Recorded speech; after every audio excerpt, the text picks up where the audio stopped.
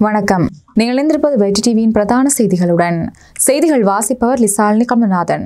முதலில் இன்றைய தலைப்புச் செய்திகள். சட்டமூலங்களின் பரிசீலனைக்கு உறுப்பினர்கள் நியமனம். புதிய யுகம் நோக்கி நாட்டை முன்கொண்டு செல்ல நடவடிக்கை எடுக்கப்படும் சஜித் பிரேமதாச. கருணதாச கொடித்துவக்கு எதிர்க்கட்சியில் இணைவு. ஜனாதிபதி பதவிக்கு பொருத்தமான ஒருவரை நியமிக்க வேண்டும் Sarath Fonseka.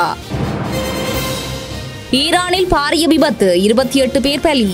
Australia, Canada, New Zealand போன்ற நாடுகளுக்கான ஃபேமிலி பிஆர் விசாவினை 50% ஆஃபருக்கு வழங்குகின்றனர். கொடகும்புர கன்சல்டன்சி கம்பெனி பிரைவேட் லிமிடெட். எங்களிடம் permanent resident visa, visit visa, business migration, residence by investment, citizenship by investment, student visa. நம்மை நாட வேண்டும். 100% வெற்றி, 31 வருட அனுபவம், 30,000க்கும் மேற்பட்ட வெற்றிகரமான விசாக்கள், உலகளாவிய ரீதியில் 36 கிளைகள், அனைத்து விதமான குடியேற்ற விசாக்களும் சட்டத்தரணியால் முன்னெடுத்து தரப்படும். தொடர்புகளுக்கு Kodagumbura consultancy company private limited, இலக்கம் 22, 2வது மாடி, மில் வீதி, வவுனியா. தொலைபேசி இலக்கம் 074-7858-133, 074-3943-165. தலைமை காரியாலயம் கம்பஹா. நாங்கள் உங்கள் எதிர்காலத்தின் வெற்றியை நோக்கிய பயணம்.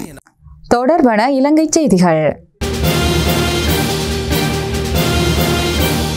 மாகாண சபை தேர்தல்களேனும் சட்டமூலத்தின் பரிசீலனைக்கென 113 2ஆம் இலக்க நிலையியற் கட்டளையின் பிரகாரம் சட்டவாக்க நிலையியற் குழுவில் சேவையாற்றும் பொருட்டு சட்டத்தரணி கலாநிதி சுசில் பிரேமஜயந்த, பிரசன்ன ரணதுங்க, ஜானக வக்கும்புர, சாமர சம்பத் தசாநாயக, சட்டத்தரணி சந்திம வீரகொடி, மனோ கணேசன், ரான் விக்ரமரத்ன மற்றும் ஜகத் குமார சுமித்ராஜி ஆகிய உறுப்பினர்களை தான் மேலதிக உறுப்பினர்களாக நியமித்துள்ளதாக சபாநாயகர் மஹிந்த ஜாப்பா அபேவர்த்தன இன்று புதன்கிழமை பாராளுமன்றத்தில் அறிவித்துள்ளார். இதனையடுத்து பாராளுமன்ற திருத்தல்கள் எனும் சட்டமூலத்தின் பரிசீலனைக்கென 113 2ஆம் இலக்க நிலையியற் கட்டளையின் பிரகாரம் சட்டவாக்க நிலையியற் குழுவில் சேவையாற்றும் பொருட்டு சட்டத்தரணி பவித்ரா தேவி, வன்னி ஆராய்ச்சி, கஞ்சன விஜயசேகர, பிரமித்த பண்டார தென்னகோன், கௌரவ ரோகண திசாநாயக்க, அனுராத ஜெயரத்ன, சட்டத்தரணி சந்திம வீரகோடி, மனோ கணேசன் மற்றும் ரான் விக்ரமரத்ன ஆகியோர் உறுப்பினர்களாக நியமிக்கப்பட்டுள்ளதாகவும் சபாநாயகர் மேலும் அறிவித்துள்ளார். மோசடியான அரச கொடுக்கல் வாங்கல் நிறுத்தப்பட வேண்டும் என ஐக்கிய மக்கள் சக்தியின் ஜனாதிபதி வேட்பாளர் சஜித் பிரேமதாச தெரிவித்துள்ளார். நாட்டின் பொருளாதார மற்றும் வர்த்தக துறைசார் தொழிற்சங்கவியலாளர்களுடன் இடம்பெற்ற கருத்தாய்வின் போதே அவர் இதனை குறிப்பிட்டுள்ளார். நாட்டை புதிய யுகம் நோக்கி முன்கொண்டு செல்ல நடவடிக்கை எடுக்கப்படும். அந்த யுகத்தில் ஊழல் மோசடிகளுக்கு இடமில்லை. அதே நேரம் பொருளாதாரத்தை வளர்ச்சி பாதையில் இட்டுச் செல்வதற்கான நடவடிக்கை எடுக்கப்படும். அதற்கு ஐக்கிய மக்கள் சக்தி தலைமையிலான கூட்டணி பொறுப்புடன் செயலாற்றும். பொருளாதார செயற்பாடுகள் வலுவான முறையில் முன்னெடுத்து செல்ல நடவடிக்கை எடுக்கப்படும். அதன் பிரதிபலன் அனைத்து மக்களை சென்றடையும் வகையில் நடவடிக்கை எடுக்கப்படும் என ஐக்கிய மக்கள் சக்தியின் ஜனாதிபதி வேட்பாளர் சஜித் பிரேமதாச தெரிவித்துள்ளார். எதிர்வரும் ஜனாதிபதி தேர்தலில் அனைத்து வேட்பாளர்களுக்கும் சம வாய்ப்புகளை வழங்குவதற்கு தேர்தல்கள் ஆணைக்குழு அர்ப்பணிப்புடன் இருப்பதாக தேர்தல் ஆணையாளர் நாயகம் சமன் ஸ்ரீ ரத்நாயக்க உறுதிப்படுத்தியுள்ளார். ஜனாதிபதி தேர்தலின் முக்கியத்துவத்தை எடுத்துரைத்த ரத்நாயக்க, இது நாட்டின் நிறைவேற்று அதிகாரத்தின் தலைவர் தெரிவு செய்யப்படும் ஒரு முக்கியமான செயலாகும் என்று குறிப்பிட்டுள்ளார். இந்த தேர்தலை நேர்மையாகவும் வெளிப்படையாகவும் நடத்த வேண்டியதன் முக்கியத்துவத்தை வலியுறுத்தியதுடன் நேர்மையை உறுதி செய்வதில் ஊடகங்களின் முக்கிய பங்கையும் வலியுறுத்தினார். அத்தோடு இது வெற்றியை பற்றியது மட்டுமல்ல, வெற்றி எவ்வாறு அடையப்படுகிறது என்பது பற்றியது.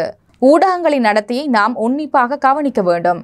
தேர்தல் ஆணையத்தில் ஒவ்வொரு வேட்பாளருக்கும் அரசியல் கட்சிகளுக்கும் சமமான வாய்ப்புகளை வழங்குவதற்கும் மக்களுக்கு தகவல் அறிந்து முடிவெடுக்கும் வாய்ப்பை உறுதி செய்வதற்கும் நாங்கள் அர்ப்பணிப்புடன் இருக்கிறோம் என தேர்தல் ஆணையாளர் நாயகம் சமன் ஸ்ரீ ரத்நாயக்க தெரிவித்துள்ளார்.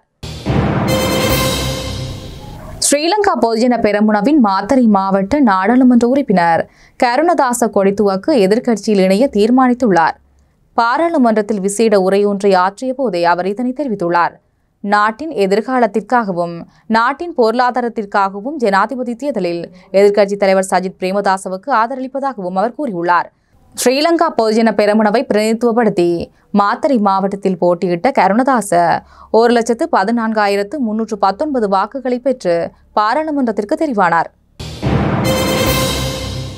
ஜனாதிபதி தேர்தலில் வாக்களிக்கும் போது இந்து அரேபிய எண்கள் அல்லது ஒரு புள்ளடியை மாத்திரமே பதிவு செய்ய வேண்டும் என தேர்தல்கள் ஆணைக்குழு அறிவித்துள்ளது. கொழும்பில் நேற்று இடம்பெற்ற நிகழ்வொன்றில் கலந்து கொண்டு தேர்தல்கள் ஆணையாளர் நாயகம் சமன் ஸ்ரீ ரத்நாயக்க இதனை குறிப்பிட்டுள்ளார். அத்துடன் விருப்பு வாக்குகளை பதிவு செய்யும் போது 2 அல்லது 3 என்ற இலக்கங்களை மாத்திரமே பயன்படுத்த வேண்டும் எனவும் அவர் குறிப்பிட்டுள்ளார். அத்துடன் வன்முறைகளை தவிர்த்து அமைதியான முறையில் தேர்தல் ஒன்றை நடத்துவதற்கான சூழல் ஒன்றை உருவாக்குமாறும் அனைத்து தரப்பினரிடமும் தேர்தல்கள் ஆணையாளர் நாயகம் கேட்டுக்கொண்டுள்ளதாக தெரிவித்துள்ளார். ஜனநாயக நாடு என்ற வகையில் ஜனநாயக கடமையினால் மாத்திரமே அதிகாரத்தை கைப்பற்ற வேண்டும். பெருமதியான வாக்குகளை செல்லுபடியற்ற வாக்குகளாக மாற்றாமல் உரிய முறையில் வாக்களிக்குமாறு தேர்தல் ஆணையாளர் நாயகம் சமன் ஸ்ரீ ரத்நாயக்க தெரிவித்துள்ளார். ஐக்கிய மக்கள் சக்தியை பிரதிநிதித்துவப்படுத்திய தலதா அத்துக்கோரள இன்று தனது பாராளுமன்ற உறுப்பினர் பதவியை ராஜினாமா செய்துள்ளார். இதன்படி தலதா அத்துக்கோரளவின் ராஜினாமாவுடன் மேற்படி சபை உறுப்பினர் பதவி ரத்தினபுரி மாவட்டத்தில் போட்டியிடும் விருப்பு வாக்கு பட்டியலில் அடுத்த இடத்தில் உள்ள கருணாரத்ன பரணவிதானவுக்கு வழங்கப்பட உள்ளது. கருணாரத்ன பரணவிதான தற்போது ஐக்கிய குடியரசு முன்னணியின் அரசியல் குழுவின் தலைவராக கடமையாற்றி வருகின்றமை குறிப்பிடத்தக்கது.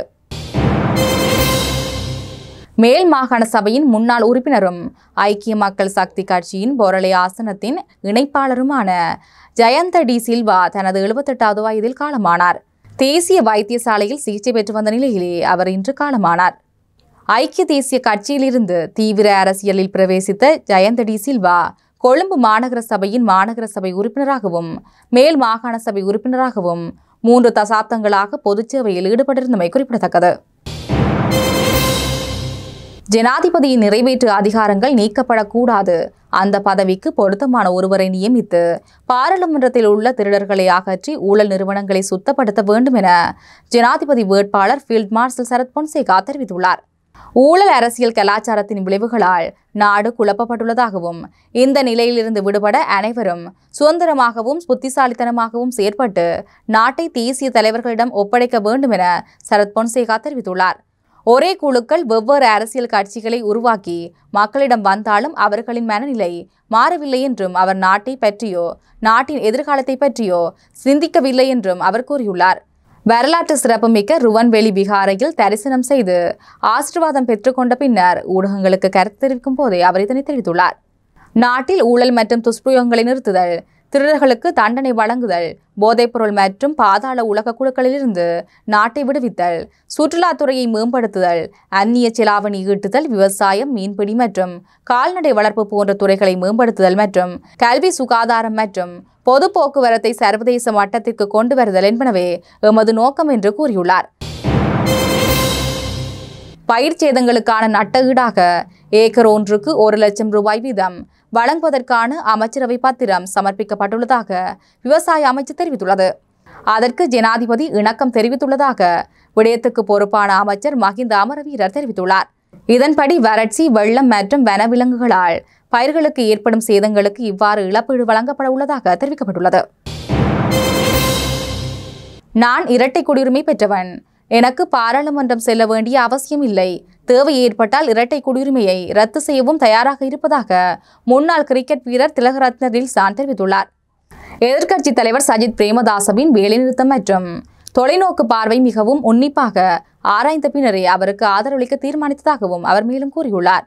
ஐக்கிய மக்கள் சக்தியினால் நேற்று ஏற்பாடு செய்திருந்த விசேட ஊடகவியலாளர் சந்திப்பில் கலந்து கொண்டு கருத்து தெரிவிக்கும் போதே அவர் இவ்வாறு கூறியுள்ளார்.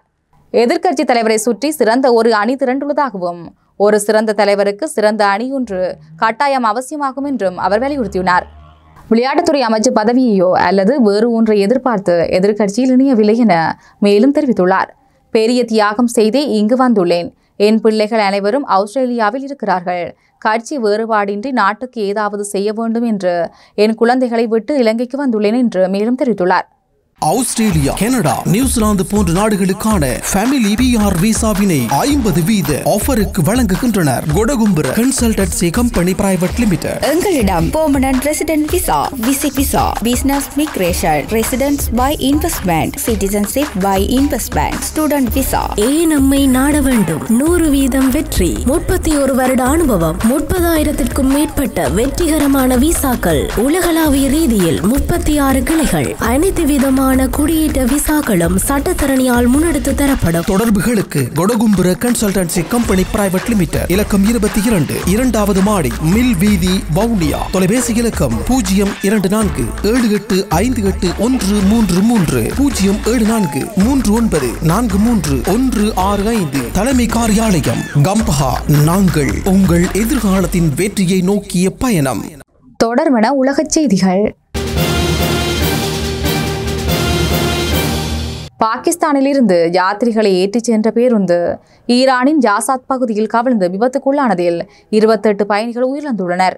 நேற்றிரவு இடம்பெற்ற இந்த விபத்தில் மேலும் 23 பயணிகள் காயமடைந்துள்ளதாக சர்வதேச ஊடகங்கள் தெரிவிக்கின்றன. இதில் படுகாயமடைந்த 14 பேர் தீவிர சிகிச்சை பிரிவில் அனுமதிக்கப்பட்டுள்ளதாக தெரிவிக்கப்பட்டுள்ளது. 7ஆம் நூற்றாண்டில் இறந்த சியா துறவி ஒருவரை நினைவு கூறுவதற்காக ஈரான் வழியாக ஈராக் சென்றபோது அவர்கள் இந்த ஆபத்தை எதிர்கொண்டுள்ளனர் என்று தெரிவிக்கப்பட்டுள்ளது. கனடா வான்கூவர் பகுதியில் உள்ள கட்டிடம் ஒன்றிலிருந்து கீழே விழுந்து 2 பலியாகியுள்ளனர். பெண் ஒருவரும் பாடசாலை செல்லும் சிறுமி ஒருவருமே இவ்வாறு பலியாகியுள்ளதாக தெரிவிக்கப்பட்டுள்ளது.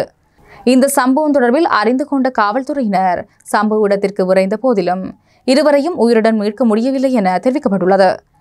இந்த சம்பவம் தொடர்பில் தடயவியல் நிபுணர்கள் உள்ளிட்ட பல்வேறு தரப்பினருடன் இணைந்து விசாரணைகள் முன்னெடுக்கப்பட்டுள்ளதாக வான்கூர் காவல்துறையினர் தெரிவித்துள்ளனர். அடுத்து வருவது விளையாட்டு செய்தி. பங்களாதேஷில் நிலவும் அரசியல் குழப்பம் காரணமாக மகளிர் 20-20 உலகக்கிண்ண கிரிக்கெட் போட்டியை ஐக்கிய அரபு எமிரேட்ஸில் நடத்த சர்வதேச கிரிக்கெட் பேரவை முடிவு செய்துள்ளது. எனினும் பங்களாதேஷ் கிரிக்கெட் சபையே போட்டிகளை நடத்தும் என தெரிவிக்கப்பட்டுள்ளது. அதன்படி எதிர்வரும் அக்டோபர் மாதம் 3ஆம் தேதி முதல் 20ஆம் தேதி வரை போட்டிகள் நடைபெற உள்ளன. இத்துடன் எமது பிரதான செய்திகள் நிறைவடைகின்றன. எமது அடுத்த பிரதான செய்தியினை நாளை மாலை 6:25 எதிர்பாருங்கள். தொடர்ந்து இணைந்திருங்கள் வேட்டி டிவியின் யூடியூப் பக்கத்துடன். வணக்கம்.